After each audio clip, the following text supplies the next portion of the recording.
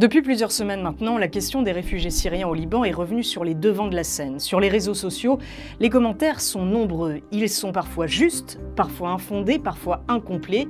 Dans ce décryptage, on revient donc sur les propos les plus régulièrement lus ou entendus à ce sujet et on vous donne toutes les clés pour comprendre.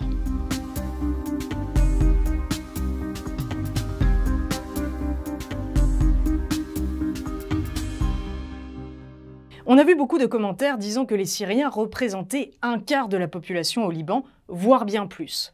Sachez qu'aucun chiffre précis n'existe sur le nombre de réfugiés syriens au Liban aujourd'hui.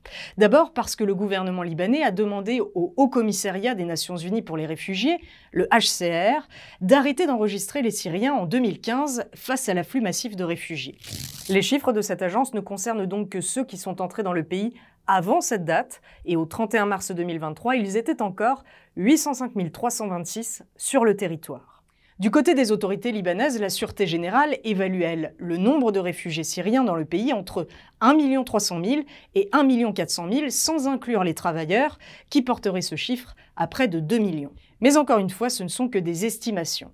Deuxième commentaire qui revient régulièrement, il n'y aurait plus de guerre en Syrie et les Syriens pourraient tous rentrer chez eux. D'abord, non, le pays n'est toujours pas considéré comme sûr après 12 ans de guerre. Par ailleurs, les organisations internationales estiment que ces réfugiés pourraient être en danger à leur retour. Amnesty International écrit ainsi dans un rapport publié en 2021 que les autorités s'en prennent aux personnes qui rentrent en Syrie, accusant ceux qui ont fui le pays de trahison ou de soutien au terrorisme.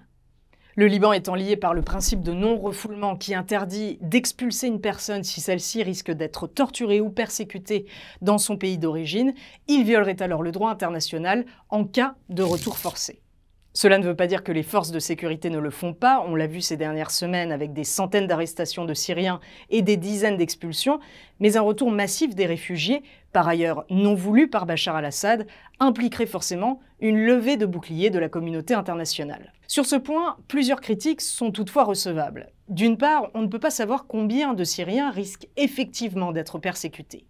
D'autre part, la communauté internationale ne prend pas, elle, sa part du fardeau syrien, et apparaît donc très souvent aux yeux des Libanais comme hypocrite et moralisatrice. Sachez toutefois qu'au total, depuis 2016, le HCR a comptabilisé 83 500 retours en Syrie, et que cela ne représente que la fourchette basse, car ce chiffre n'inclut pas d'une part ceux qui ont rejoint les régions tenues par les rebelles en Syrie, ceux qui ont fui le Liban vers d'autres pays, et enfin ceux qui ont été renvoyés illégalement vers la Syrie et donc non enregistrés par le HCR. Troisième point, les Syriens recevraient au Liban des aides en dollars. À ce titre, non, les réfugiés reçoivent un apport en livres libanaises. Le HCR verse en effet aux familles éligibles un montant de 2 500 000 livres libanaises par famille et par mois, et à ce jour, 43% seulement des réfugiés syriens sont concernés, alors que 88% vivent dans une extrême pauvreté. Par ailleurs, sachez que près d'1 million de Libanais sont également aidés par les organisations internationales à ce jour. Enfin, les réfugiés syriens seraient responsables de la crise libanaise. D'abord, on le sait, les causes de cette crise sont multiples et nombreuses. La situation en Syrie fait effectivement partie des raisons. Mais il ne faut pas confondre le poids des réfugiés et celui du conflit sur l'économie.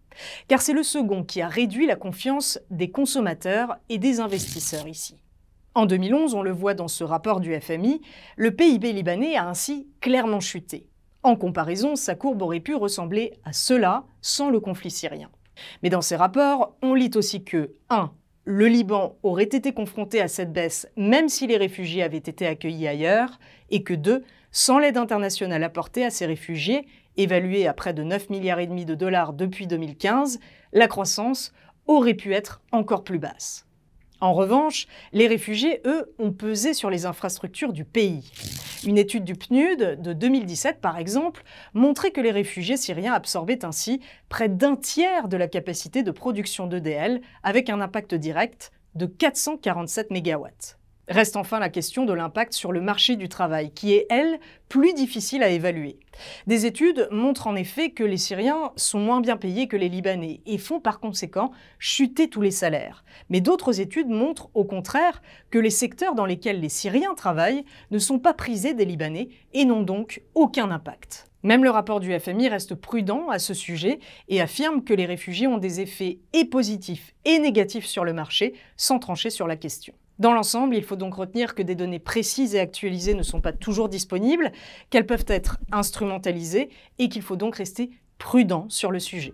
Voilà, c'est la fin de ce décryptage. Si vous souhaitez plus d'informations et de détails, sachez que nous avons écrit une série d'articles sur cette thématique, disponibles sur l'Orient le Jour ou l'Orient Today.